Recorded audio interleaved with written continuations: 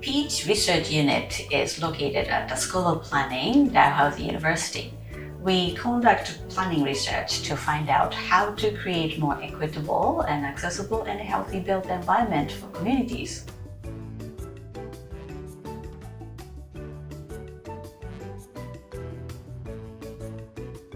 So the benchmarking project is a project we've been working on for the last few years that's funded by Accessibility Standards Canada. And in it, we've been measuring spatial accessibility for people with different abilities. Spatial accessibility focuses on the distance from one place to the other. We think spatial accessibility is particularly important in Canada because Canada is a geographically large country where cities are not made to be compact or walkable. We also don't have a good public transportation system. And the intent of the project is to establish these benchmarks that'll be used by cities across Canada in order to establish targets for walkability or rollability for people who use wheelchairs.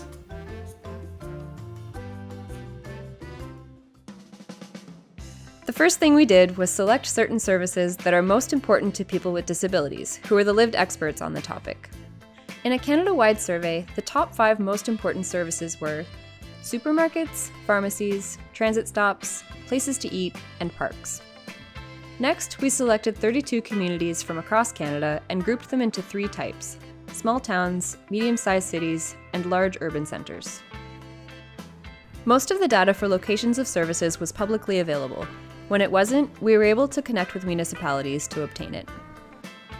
We then put the data into a geographic information system, and using a network analysis tool, we measured the average distance between residential areas and the nearest services.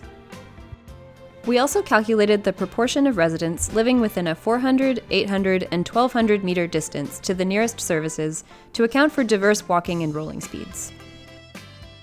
So after going through all these steps, we came up with 3 main findings.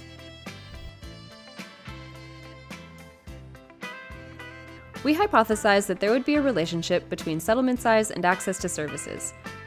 What we found was no significant correlation between the two.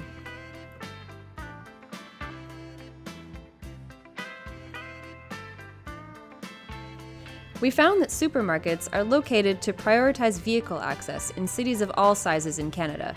In general, they scored low on spatial accessibility. Only a small number of communities had services within a 15-minute walking or rolling distance. Typically, walkability is based on an assumption that people are able-bodied. For people with slower walking speeds, spatial accessibility was even lower. Among the large cities in our sample, Vancouver was most likely to have services within 1,200 meters. It also had the most pharmacies within a 400-meter distance. Kensington PEI was the smallest community in our study and had the shortest average distance to all services. So we had different assumptions going into this project and how it was all going to turn out. Right.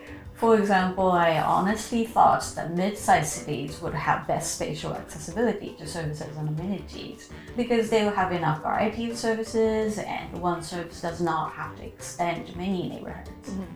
And I'd assumed that the largest cities would have the best spatial accessibility just because they tend to be denser. There's just a higher population to serve that more diverse number of amenities and services. So as it turned out, both of our assumptions were wrong. We found that access to amenities in large cities was actually fairly similar to access in small towns and medium-sized cities. So it's fairly consistent across the board. We did find that pharmacies tended to be more spatially accessible than some of the other amenities in our sample, but they were still often more than 15 minutes walk or roll at multiple walking or rolling speeds. So the reason why there's a little difference across different sizes of cities in terms of spatial accessibility is probably because businesses tend to determine the location of services based on driving distance with driving customers in mind. So we're going to be sharing our findings widely, first with the municipalities who participated in the research, but also we'll be publishing them to a website that will be available publicly. Mm-hmm. And ultimately, the benchmarks that we established through this project would inform Canadian standards for spatial accessibility. We hope that those standards would improve the quality of life for persons with differential abilities.